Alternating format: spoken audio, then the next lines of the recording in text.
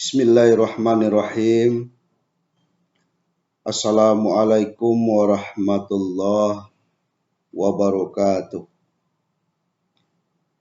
Alhamdulillahi rabbil alamin. Wabihi nasta'in ala umurid dunya waddin. Ashhadu an la ilaha illallah wahdahu la syarikalah.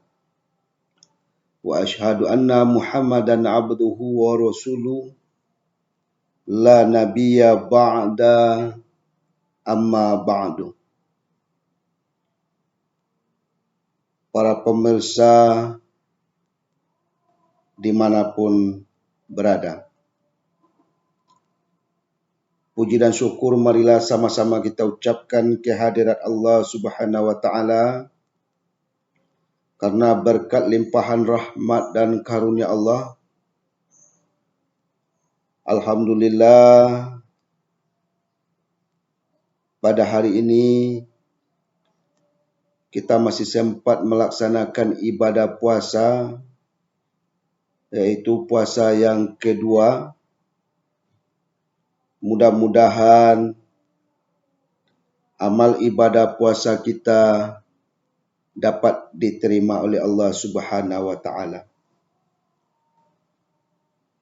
Kemudian selawat beserta salam, berdoa kita kepada Allah Subhanahu wa Ta'ala supaya tetap tercurah buat junjungan kita, yakni Nabi besar Muhammad sallallahu alaihi wasallam, yang telah berjuang membawa kita manusia, mengajak kita manusia dari jalan yang sesat kepada jalan yang benar, yakni jalan yang diridhoi oleh Allah Subhanahu wa Ta'ala. Para pemirsa yang dirahmati Allah, pada kesempatan kali ini kami akan menceritakan sebuah kisah tentang kisah pilu 3 panglima perang Islam yang jadi tawanan musuh. Perang ini merupakan salah satu perang dahsyat di mana kaum muslimin untuk mengajak orang-orang kafir dalam memeluk agama Islam. Kemudian di dalam peperangan ini, pasukan musuh berjumlah cukup sangat besar, yaitu 200.000 orang. Kemudian tentara musuh memiliki perlengkapan atau persenjataan yang sangat lengkap sekali. Sedangkan kaum muslimin hanya berjumlah 3.000 orang dengan peralatan perang seadanya saja atau terbatas. Inilah perang yang sangat luar biasa. Kemudian para pemirsa dimanapun berada, di dalam pertempuran ini Umar bin Abdul Aziz masih menjadi khalifah. Namun tentara Islam kalah karena banyak daripada jumlah pasukan perang tentara musuh. Maka dengan hal seperti inilah, maka tertangkaplah 3 orang daripada ofisir atau komandan daripada pasukan Islam. Kemudian Raja Kafir, beliau bermusyawarah dengan para penasihat-penasihat beliau. Kemudian Raja Kafir ini meminta pendapat kepada para penasehat beliau tentang bagaimana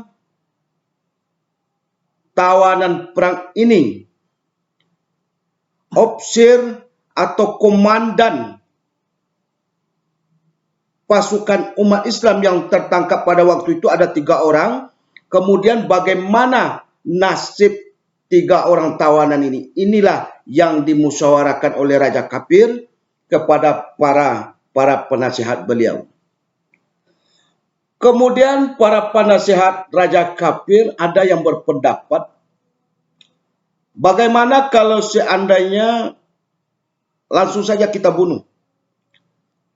Karena mereka-mereka itu adalah musuh agama kita. Kemudian ada juga di antara para penasihat Raja Kafir yang berpendapat, bagaimana kalau kita coba kita tawarkan harta yang banyak, jabatan yang tinggi, pangkat yang luas, dan supaya mereka itu bisa meninggalkan kepercayaannya atau keluar dari agamanya dan masuk ke dalam agama kita. Kemudian setelah dipikir-pikir oleh Raja Kafir ini, akhirnya dicoba. Maka dipanggillah yang pertama dulu, ofisir tawanan yang pertama atau komandan yang pertama. Setelah dipanggil, kemudian Raja Kafir berkata, "Wahai tawanan perang, bagaimana kalau seandainya saya beri harta yang banyak, jabatan yang tinggi, kekuasaan yang luas, tapi dengan syarat kamu harus meninggalkan pemimpinmu, yaitu Umar bin Abdul Aziz, atau kamu keluar daripada agamamu Islam dan masuk ke dalam agama kami." Kemudian tawanan perang pertama menjawab, "Wahai Raja Kafir,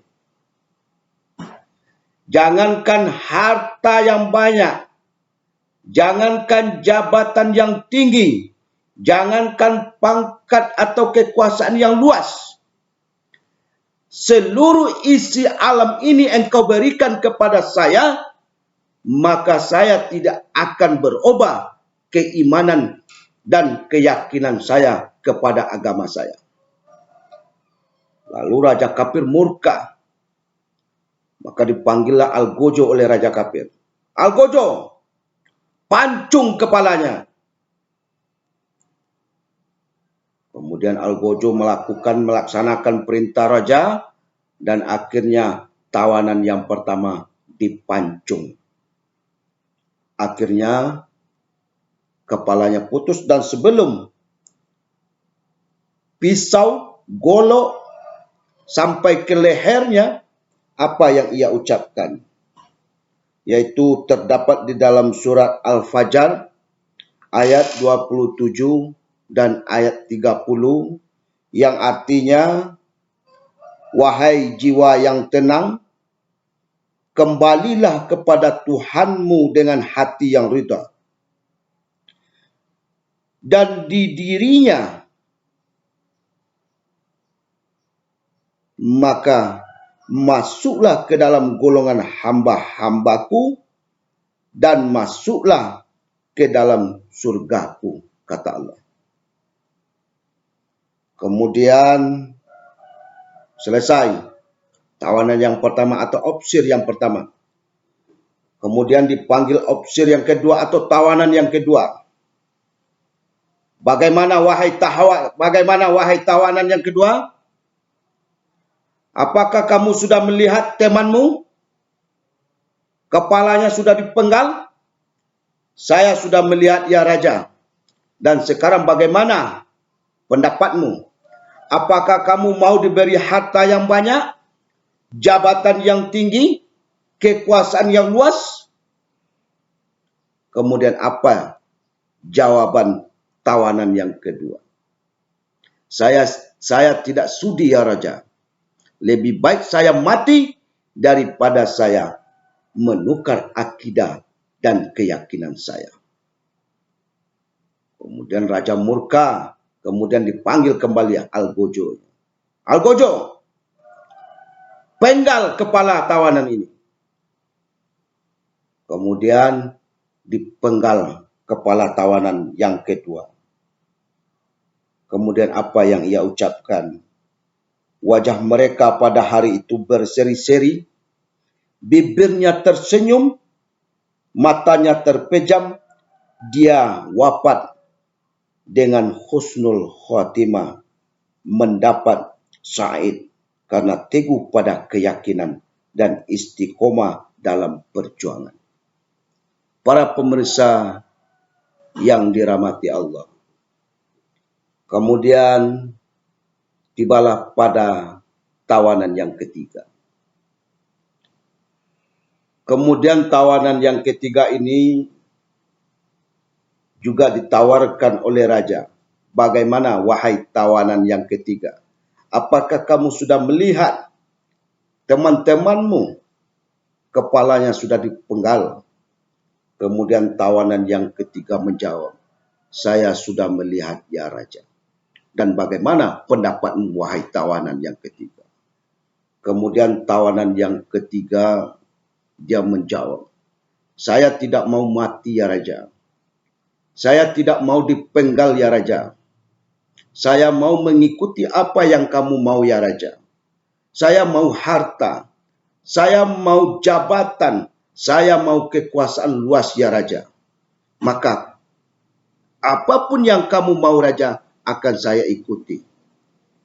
Kamu suruh saya meninggalkan keyakinan saya akan saya lakukan. Dan saya akan masuk ke dalam keyakinan agamamu ya Raja. Kemudian setelah Raja mendengar pernyataan daripada tawanan yang ketiga ini, kemudian pun Raja murka. Kemudian dipanggil Algojo. Algojo, penggal kepala tawanan yang ketiga ini. Kemudian tawanan yang ketiga ini kaget. Kenapa ya Raja? Kenapa saya mau dipenggal ya Raja? Saya kan sudah mengikuti apa yang kamu mau ya Raja. Apa jawab Raja? Kalau orang seperti kamu, saya pelihara, kamu dakwahnya seperti binalu atau duri di dalam diri saya nanti. Teman kamu saja yang seakidah, seiman dan sekeyakinan dengan kamu, bisa kamu khianati. Apalagi kaum saya dan diri saya. Maka oleh karena itu, diperintahkanlah kepada Algojo untuk memenggal kepala tawanan yang ketiga. Kemudian tawanan yang ketiga ini karena dia tidak punya keyakinan keimanan yang kokoh, tergiur dengan harta, jabatan dan pangkat, akhirnya ia murtad. Kemudian setelah mau dipancung, dia ingin menyatakan kembali ke dalam agama Islam. Tapi nasi sudah menjadi bubur. Dan sebelum dia sempat mengucapkan kalimat asyhadu alla, golok sudah sampai di lehernya. Dan lehernya sudah dipancung oleh Algojo. Maka tawanan yang ketiga, dia mati dalam keadaan mati kafir.